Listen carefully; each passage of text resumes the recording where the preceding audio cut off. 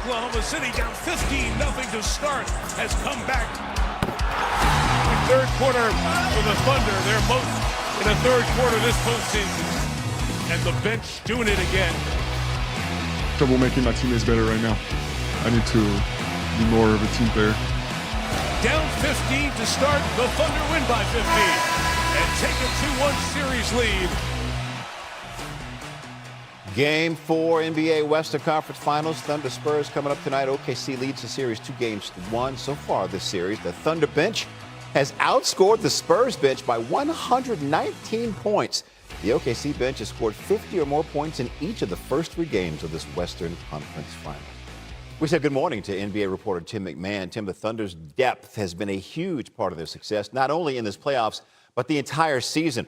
What do you make of how OKC has constructed this roster around their back-to-back MVP? Howdy, Jay. Look, this is the deepest team in the league. I mean, J.J. Redick in the last series was basically bemoaning the Thunder's depth. So they've got 13 guys who are top 7 or top 8 players on any of the roster in the NBA. And you can look at the bench scoring as evidence of that, especially without Jalen Williams, their arguably second best player. The other thing, though, to really look at is the defensive impact that this depth has had. They are throwing guys, they're throwing different bodies, fresh bodies, at Victor Wembanyama, at Stephon Castle, at the Spurs' primary guys. And, as Chet Holmgren said, we're not just throwing fresh bodies to, for the sake of it, just to have fresh legs on Victor Wembanyama. In Holmgren's words, the dudes coming in the game are dudes. I mean, it's Alex Caruso. It's Jalen Williams, Jay Will, who hit 5 threes in the last game. I mean, guys like Cason Wallace, an all defensive team player coming off the bench. The Thunder, they just come at you in waves, and that depth has definitely been a factor in this series, in this playoff run, wearing down the San Antonio Spurs. And in case anyone's forgotten, OKC has the 12th pick in the upcoming NBA draft, so another dude is on the way. Both OKC and San Antonio. And 17th. yes, indeed. Both OKC and San Antonio are dealing with injuries heading into Game 4 tonight. What do you have on that? Well, the depth's taken a little bit of a hit. A.J. Mitchell, who was, fifth place in the Sixth Man of the Year voting, fill-in starter for Jalen Williams, will not play. He has a calf strain, a soleus strain. That's probably going to knock him out for at least the rest of the series. We'll see about Jalen Williams, J-Dub, their star wing. He is again listed as questionable with left hamstring soreness. That, of course, is the hamstring that sidelined him for 6 games earlier these playoffs. He wasn't close to playing in Game 3, despite being listed as questionable. Now, the Spurs had a blank injury report. That does not mean they are completely healthy. De'Aaron Fox is managing that high ankle sprain on his right leg. Dylan Harper is dealing with the adductor soreness. He certainly was not the same player in Game 3 that he was in Game 1 and Game 2 before he got hurt. And, as Mitch Johnson said, Victor Wembanyama creates the advantages for the Spurs. Typically, those advantages are exploited by their guards, but 2 of their 3 guards are nowhere close to 100%. Spurs are 2.5-point favorites. Williams let the flyby go. Back down 3. Oklahoma City down 15-0 to start has come back.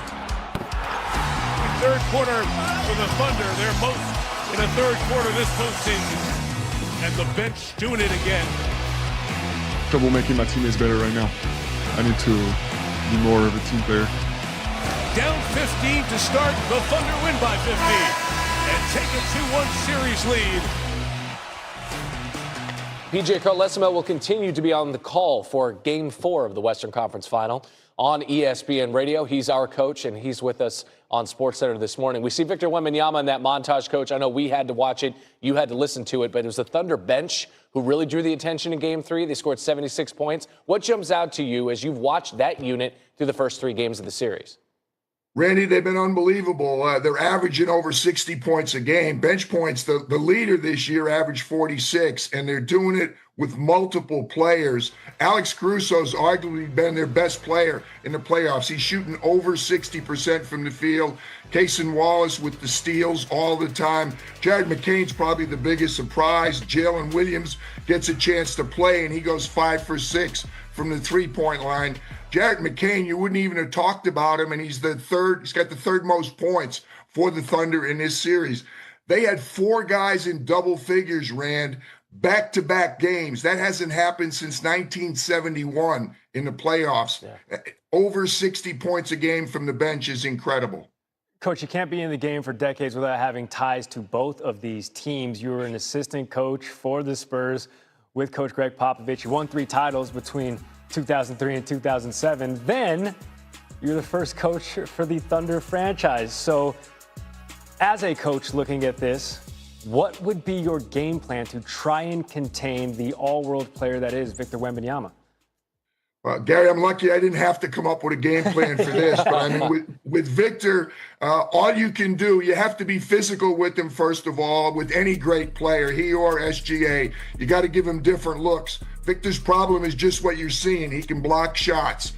He can shoot threes. He can put the ball on the floor and score inside. He can score against fouls. He finishes inside. He's an excellent rebounder. When he posts up, and they've given him different looks. You saw him there against Caruso. Hartenstein did a very good job in game 2. Chet Holmgren a better job in game 3. So mix up the looks, get Victor as far away from the basket as you can. Even if he shoots threes, yes, he can make threes, but that's better than him at the rim. So as many different looks and as physical as you can be with Victor is hopefully gives you a chance. Keep his scoring out of the paint. Meanwhile, there's SGA, coach, who's coming off of that 26-point performance in Game 3 as the MVP is starting to get hot at a good time for the Thunder. If you're on the Spurs bench, take us back to those days. What would your game plan be to try to slow down the MVP? Well, again, a back-to-back MVP. The problem is, Rand, he can also pass the ball. He's a very unselfish player. You want him to go right if you can. That's his patented move right there, going left. He shot just under 40% from the 3 in the regular season. So that's not an answer either. There's the pass. There's Cason Wallace. That bench stepping up again. You got to keep him off the free throw line. He led the league in the regular season. Free throws made. He's leading in the playoffs, free throws made. Again, give him different looks, be physical with him, and try and make other people beat you. But so far, that's been a problem for San Antonio because the other people for OKC are beating them. That's Coach taking us to school, taking us to class, and you can listen to more of the Coach. Game 4 between the Thunder and Spurs tonight, 8 p.m. Eastern on ESPN Radio. PJ Carlesimo joining us this morning on SportsCenter. Coach, much appreciated. Thanks, Gary. Test champion Quentin Richardson back with us. We thought we would run back a little segment that we call Threes and Qs, focusing on tonight's Game 4 between the Thunder and the Spurs. Q, Rich, I'm going to give you a question and 3 options, and you're going to choose one and explain why. Okay, so first up, question is, which Thunder player will make the biggest impact off the bench in Game 4? Alex Caruso, Jared McCain, or Jalen, with an I, Williams? All right, Randy, for me, it's Alex Caruso, man. All 3 of these guys, obviously, these 3 guys and more of their bench players have been huge and have been playing big for OKC. But for me, Alex Caruso is a constant, man. It doesn't matter whether he's scoring, whether he's playing tenacious defense and giving your best player 94 feet of hell up and down that court. But he's a consistent guy who's come in, and the Spurs could be up a little bit.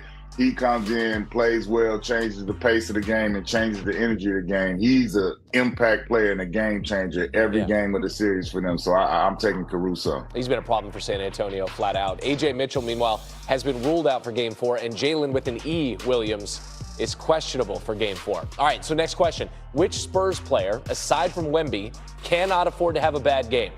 De'Aaron Fox, Stephon Castle, or Devin Vassell? I'm going with Steph Castle, Randy. I feel like Steph Castle, even though he's in his 2nd year, he's quickly becoming the 2nd most important player on the team after Wemby. He's a 2-way player. He's a guy that can play combo guard, play both guard positions, facilitate, defend well at a high level. He's a high assist guy. So for me, even though he's only in his second year, and I know they got De'Aaron Fox and some of the other guys, I feel like Steph Castle has become the second most important player on this team. He attacks that rim. He attacks on the defensive end and attacks the rim. Yeah. All right, finally, Yeah. and Wemby is a possible answer here. Which player, Q, is going to be the headline for Game 4? Wemby, SGA, or Chet Holmgren?